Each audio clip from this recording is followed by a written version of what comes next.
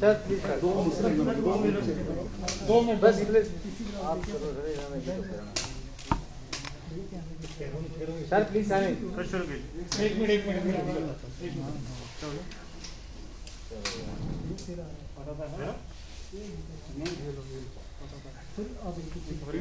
आप भी मतलब बैठिए। नहीं बैठिए। चलो यार छोड़ दो सर करा मैं शुरू।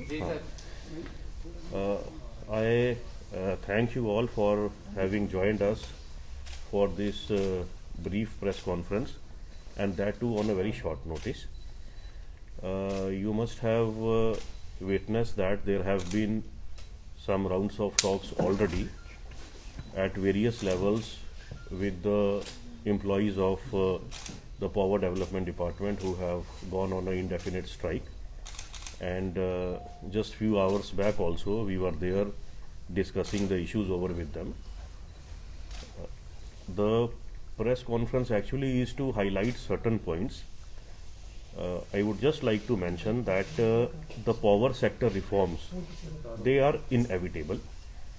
The government of India has clearly told us to ensure that the reformation is in place. Whatever funds and grants that are going to come now in the power sector are going to be linked with certain verifiable objective criteria and achievable parameters. The purpose and the intent is very simple. You are all aware the Honorable Lieutenant Governor UT of J&K has also said that the goal is 24/7 power supply, and that too assured and quality power supply. So that is the only simple intent behind all these measures. You have yourself witnessed that today, in today's scenario, wherever there is power, there are DISCOMs, distribution companies, there are corporations, like we have the Power Distribution Corporation and the Power Transmission Corporation in Jammu as well as Kashmir province.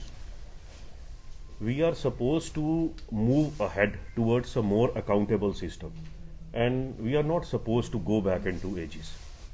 I assure you that the government is working with all the commitment and sincerity to protect public interests. Whatever actions have been taken till now or shall be taken would be to safeguard public safety, public health and public order. That is our prime intention. Meanwhile, if you have gone through some of the demands that have been raised by the union, they have mentioned that because of the unbundling, there have been certain disadvantages to them. I would like to bring forth the point that already it has been clarified, codified, and the government order issued in writing once this unbundling was done around 2 years back, that none of the service condition, the pay structure, the salary, the pensionary benefits, none of it would be altered to the disadvantage of any of the employees of the Power Development Department. For last 24 months, everyone is regularly getting the salaries and all the emoluments. There might have been certain delays somewhere down the line, and the MD of the corporations have clearly told that a mechanism can be evolved to ensure that there is a hassle-free and a streamlined timely payment system. So I think that always can be worked out. There was certain demand of regularization. For that also there is already a mechanism of a qualifying criteria in place. and mechanism is already there. Meanwhile, the issues pertaining to the joint venture that has been there, already the government has agreed that it has been put to hold. There can be a working group to work out the further modalities for the same. So if you have yourself gauged, the government has already acceded to all the demands, and as we said during the briefing also that was there few hours back with the union leaders, certain policy related issues and service related issues, they cannot be decided off the cuff and orders issued on the spot. It requires some kind of a joint working group and some time frame to adjudicate and decide upon such matters. So I think the stand of the government is quite clear. We are going to take steps to safeguard the public interest. Right now, what is the power scenario? I would like the MD JPDCL to brief you what kind of outages we are facing at present and what are the modalities in place. Thank you, sir.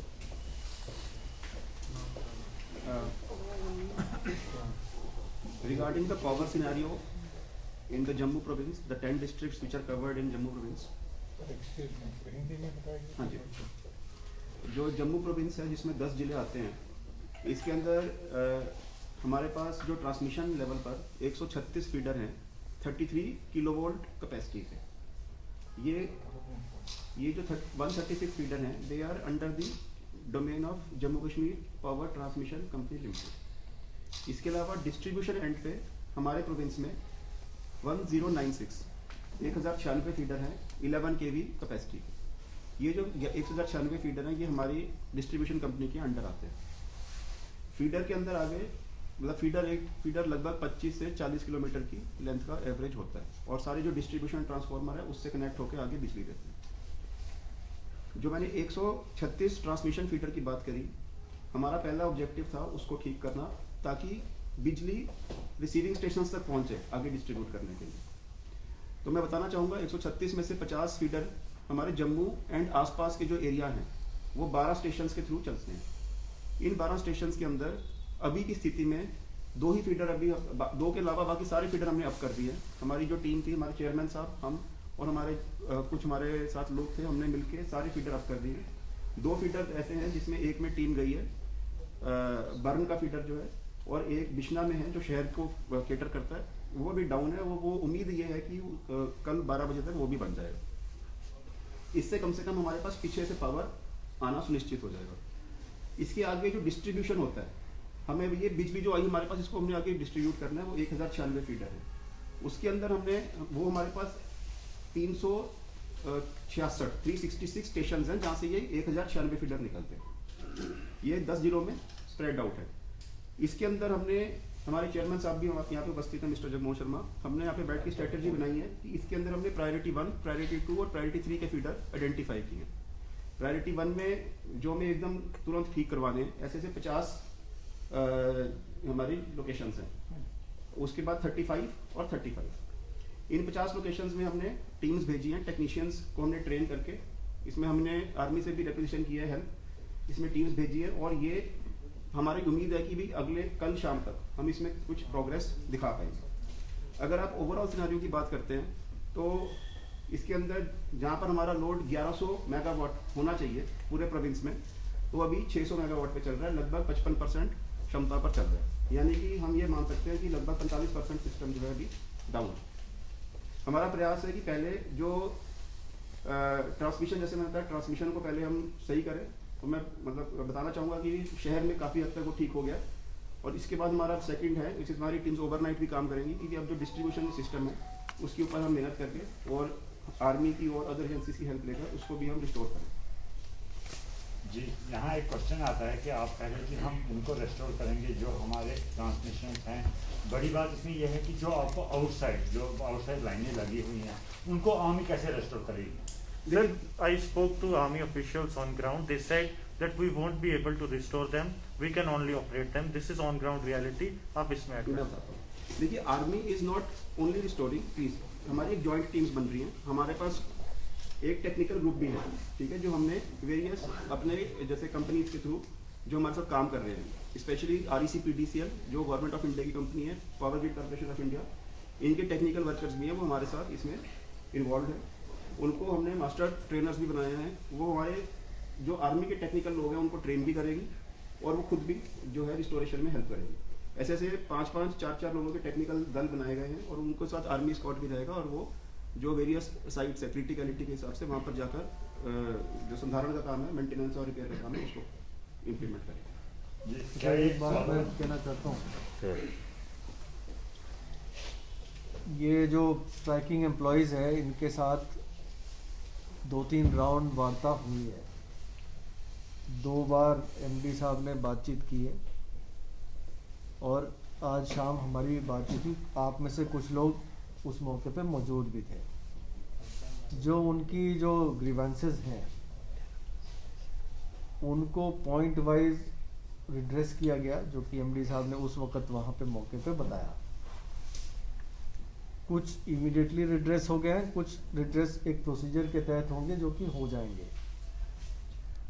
हमारी तरफ से उनको ये गुजारिश की गई थी कि लोगों को काफ़ी असुविधा हो रही है, जिसके कारण आप इस स्ट्राइक को जो हमने आपको आश्वासन दिए हैं उसकी बेसिस पे आप कॉल ऑफ कर लें। उस पे वो विचार कर रहे हैं, मुझे उम्मीद है कि वो विचार करके इसको कॉल ऑफ कर लेंगे। मीनवाइल लोगों की असुविधा जितनी भी कम की जा सके उसके लिए गवर्नमेंट की तरफ से प्रयास किए जा रहे हैं, जो कि आपको डिस्कॉम साहब ने और MD साहब ने बताया। मुख्तलिफ एजेंसीज जो आउटसाइड जो PDD के एम्प्लॉयज़ की एजेंसीज हैं उनसे या आर्मी से जो भी जितनी भी मदद हो सके, कोशिश ये है कि लोगों को कम से कम दिक्कत पेश आए जो स्ट्राइकिंग एम्प्लॉयज़ की वजह से जो हो रही है। वो अभी भी हमारी बातचीत का सिलसिला जारी रहेगा और मुझे उम्मीद है कि ये जो स्ट्राइकिंग एम्प्लॉयज़ हैं वो हमारे आश्वासन से आश्वस्त हो जाएंगे और अपनी स्ट्राइक को कॉल ऑफ कर लेंगे और हम अपने प्रयास में किसी तरह की कोई कमी नहीं रखेंगे। अगर हमारी जो प्रयास जो चल रही है, लोगों को जो इलेक्ट्रिसिटी सप्लाई रिस्टोर करने की जो प्रयास है, उस पर हम जो भी मीन्स अप्लाई कर रहे हैं उसमें अगर कोई खलल डालता है या उसमें रुकावट पैदा करता है उसके खिलाफ सख्त कार्रवाई की जाएगी। उस पर कोई ये ना समझे कि वो उसको बख्शा जाएगा और अगर वो पीसफुली अपनी बात रखना चाहते हैं उसमें हमें कोई परेशानी नहीं है, वो हमारे पास आए अपनी बात रखें। हमने ऑलरेडी उनको आश्वस्त कर दिया है और भी किसी तरह की क्लैरिफिकेशन की ज़रूरत हो हम हमेशा तैयार हैं। तो मेरे ख्याल से डिप्कॉम साहब, आपको नहीं लगता है कि एम्प्लॉयज की तरफ से पहले ये कहा गया था कि हम स्ट्राइक पर जाएंगे, ग्रेविटी को समझने में आप लोगों से चूक हुई है? क्योंकि आपकी जो बातचीत उनसे शुरू हुई है वो जब वो लोग प्रोटेस्ट पे जा चुके थे, सेफगार्ड करते हुए उन फैसलों को लिया गया है। तो ये कोई ऐसा नहीं है कि एट द लास्ट मोमेंट जो है something new things have come up. अगर ये मूवमेंट अगर लंबी चलती है तो आने वाले दिनों में किस तरह का जो है मैंने आपको बताया, इनिशिएटिव लोगों को कम से कम कष्ट हो और जो मैक्सिमम हमारे वेयर विदौल में है, मैंने आपको बताया public health, public safety, winter conditions हैं। ऊपर जो हमारे ज़िले हैं, पहाड़ी ज़िले, वहाँ पर हार्श विंटर कंडीशंस हैं। कोविड पैंडेमिक के मिडल में हैं हम लोग वेरिएंट ऑफ कंसर्न्स की बात कर रहे हैं आज की डेट में। हमारे कोविड मिटिगेशन मेजर्स चल रहे हैं, हम लोग कॉन्टैक्ट ट्रेसिंग टेस्टिंग की बात कर रहे हैं, ट्रैकिंग की बात कर रहे हैं। तो उसके बीच में जितनी हमारे पास क्षमता है और जितनी एजेंसीज हैं उन सब का उपयोग लिया जाए। लेकिन सर आर्मी को बुलाया आपने, तो क्या सारी डिस्ट्रिक्ट्स में आर्मी की मदद आप लोग ले रहे हैं? जी देखिए, कुछ ऑपरेशनल मोडालिटीज हम लोग शेयर नहीं करना चाहते। सर एक आखिरी सवाल रहेगा, सर एक आखिरी सवाल MD साहब क्या ITIs के फाइनल ईयर स्टूडेंट्स को आप लोग लूप इन कर रहे हैं? सर अगर बात करें तो लोगों का रुझान एम्प्लॉयज की तरफ जो है वो ज़्यादा बढ़ता जाएगा।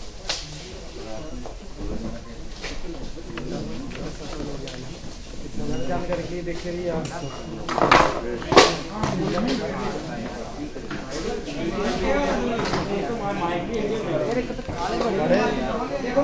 काले बड़े पौधे यार, काले बड़े